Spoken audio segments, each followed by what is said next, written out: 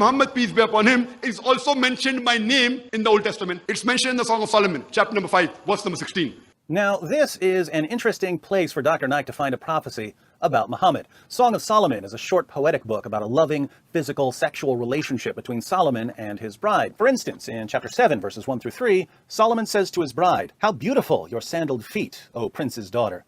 Your graceful legs are like jewels, the work of an artist's hands. Your navel is a rounded goblet that never lacks blended wine. Your waist is a mound of wheat encircled by lilies. Your breasts are like two fawns, like twin fawns of a gazelle." Solomon goes on and on praising her body, and yet Dr. Zakir Naik goes to this book to find a prophecy about Muhammad. But let's turn to chapter 5, which supposedly mentions Muhammad by name. In the first verse of chapter 5, Solomon says, "I have come into my garden, my sister, my bride. I have gathered my myrrh with my spice. I have eaten my honeycomb and my honey. I have drunk my wine and my milk." Notice that Solomon talks about drinking wine, and yet Dr. Zakir Naik goes to this chapter to find a prophecy about Muhammad. Let's read the so-called prophecy in context. In verse 8, Solomon's bride says to her friends, "Daughters of Jerusalem, I charge you, if you find my beloved, what will you tell him? Tell him I am faint with love." Her friends respond in verse 9 by asking her, "How is your beloved better than others, most beautiful of women? How is your beloved better than others, that you so charge us?" So the women of Jerusalem ask Solomon's bride why she thinks that her husband, Solomon, is so much better than other men. She answers them in verses 10 through 16. Solomon's bride says, "My beloved is radiant and ruddy, outstanding among 10,000. His head is purest gold. His hair is wavy and black as a raven. His eyes are like doves by the water streams, washed in milk, mounted like jewels. His cheeks are like beds of spice yielding perfume. His lips are like lilies dripping with myrrh. His arms are rods of gold set with topaz. His body is like polished ivory decorated with lapis lazuli. His legs are pillars of marble set on bases of pure gold. His appearance is like Lebanon, choice as its cedars. His mouth is sweetness itself. He is altogether lovely. This is my beloved. This is my friend, daughters of Jerusalem." Verse 16, according to Dr. Zakir Naik, is actually about Muhammad. Why? Because the Hebrew for lovely is Mahmadim. Mahmadim kind of sounds like Muhammad, so the verse is actually saying, his mouth is sweetness itself. He is altogether Muhammad. This is my beloved. This is my friend, daughters of Jerusalem. In Hebrew, I will say, it says, "Hikko mamtakim vikullu Muhammadim zaidudi zairai baina Jerusalem." He is most sweet. He is altogether lovely. He is my beloved. He is my friend, O daughters of Jerusalem. Here, the name of Prophet Muhammad, peace be upon him, is there. It says Muhammadim. Dr. Naik has to explain why the Hebrew suffix im is used. The suffix im is added to form the plural in Hebrew. So why does the verse say Mahmadim, which would be plural, i.e. Muhammads, rather than just Mahmad, the singular, i.e. Muhammad? This is where desperate Muslim apologists spread their nonsense about the plural of respect. In the Hebrew and Semitic languages, when we want to give respect to someone, we add im to it. So to the name of Muhammad is added im, it becomes Muhammadim. And they've translated into altogether lovely. But the original name of Muhammad sallallahu alaihi wasallam is there in the Old Testament, Song of Solomon, chapter number 5, verse number 16. The problem, of course, is that there is no plural of respect in Hebrew. In the Old Testament, we never find Noah, Abraham, Moses, or David being referred to as Noah's, Abraham's, Moses's, or David's to show respect to these prophets. So why would this plural of respect only be used in Song of Solomon 5:16? In Hebrew, the plural actually makes perfect sense here because altogether lovely is referring to all of the parts of Solomon's body that the bride just described. Remember, she just talked about his head, his hair, his eyes, his cheeks, his lips, his arms, his body, his legs, and his mouth.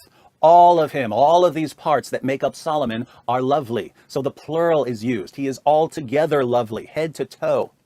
We could also point out that Dr. Naik commits what's called the phonic fallacy here. You commit the phonic fallacy when you say that two words in two different languages sound alike and therefore mean the same thing. Hebrew and Arabic are different languages. Dr. Naik thinks that since the word Mahmad sounds like the word Muhammad, it's really the same word. If that's Dr. Naik's theory of language, we can prove all kinds of things about Islam. For example, many Muslims say Allahu Akbar in various situations. Some of the Muslims in the audience even yell Allahu Akbar when Zakir Naik claims that Muhammad is mentioned by name in the Song of Solomon.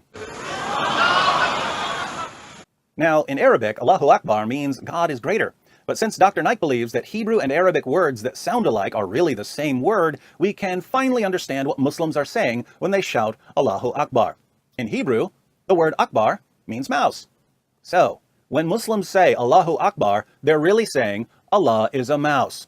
Those are the kinds of things we would normally point out to demonstrate the absurdity of translating the Hebrew word Mahmad, meaning lovely or cherished or pleasing, as Muhammad. But I'm feeling generous today, so I'm going to grant everything Dr. Zakir Naik says here. I'm going to grant that the word Mahmad is actually Muhammad, and that Solomon's wife mentions Muhammad by name in Song of Solomon, chapter 5, verse 16. I can't be more generous than that. Now let's think about the implications of Dr. Naik's claims. First, this is Solomon's bride talking. So if Solomon's bride is delivering a prophecy about Muhammad, then Solomon's bride is a prophet, according to Dr. Zakir Naik. Second, as we've seen, she's praising a man's body here. This makes perfect sense if she's talking about Solomon, but since Dr. Naik insists that she's talking about Muhammad, he's accusing Solomon's bride of lusting after another man, Muhammad, in a vision given to her by God. Third, if verse 16 is about Muhammad, then Solomon's wife calls Muhammad her beloved. But in chapter 7, verse 10, she says, I belong to my beloved, and his desire is for me. The desire of her beloved is for her. Remind me, who is her beloved, according to Dr. Naik? Her beloved is Muhammad, which means that Muhammad's desire was for Solomon's bride. Since the kind of desire being discussed in Song of Solomon is sexual desire, Muhammad's sexual desire was for Solomon's bride, a woman who had been dead for 15 centuries when Muhammad was desiring her. But we can learn even more about Muhammad from Dr. Naik's scandalous translation of Mahmad, because Mahmad is used in many places in the Old Testament. Obviously, if we're going to say that the Hebrew word Mahmad is simply the name Muhammad, we need to be consistent and say that wherever the word Mahmad is used, it's referring to Muhammad. Let's look at a couple of verses that use the word Mahmad and see what happens if we take Dr. Naik's advice and translate the word as Muhammad. In Ezekiel 24:16, God refers to Ezekiel's wife as the delight of Ezekiel's eyes. But the word delight here, in Hebrew, is Mahmad. According to Dr. Naik, however, the Hebrew word Mahmad shouldn't be translated as delight or lovely because it's a name, the name Muhammad. And if Mahmad means Muhammad, and Ezekiel's wife was Mahmad, then Muhammad was Ezekiel's wife. Draw your own conclusions there. Just 5 verses later, in Ezekiel, God tells the children of Israel that Jerusalem will be conquered and that the temple will be destroyed. He says in Ezekiel 24:21, I am about to desecrate my sanctuary, the stronghold in which you take pride, the delight of your eyes. The word delight here is once again Mahmad. But Dr. Naik claims that Mahmad means Muhammad, not delight. So, in this verse, according to Dr. Naik, God tells the children of Israel not that he's going to desecrate the delight of their eyes, he tells the children of Israel that he's going to desecrate Muhammad. All I've done is go along with what your favorite apologist says. Dr. Naik claims that Muhammad is mentioned by name in Song of Solomon 5:16, and that the word Mahmad refers to Muhammad. Unfortunately for Dr. Naik, even if we agree with everything he says about Song of Solomon 5:16, it tells us absolutely nothing about whether Muhammad was a prophet, because the passage doesn't say anything about the woman's beloved being a prophet. But Song of Solomon does say that the woman's beloved desired her, which means that Muhammad desired a dead woman. Not according to me, according to Dr. Zakir Naik. And the Bible declares that Ezekiel's wife was Muhammad, and that God promised to desecrate Muhammad, again, not according to me, according to Dr. Zakir Naik.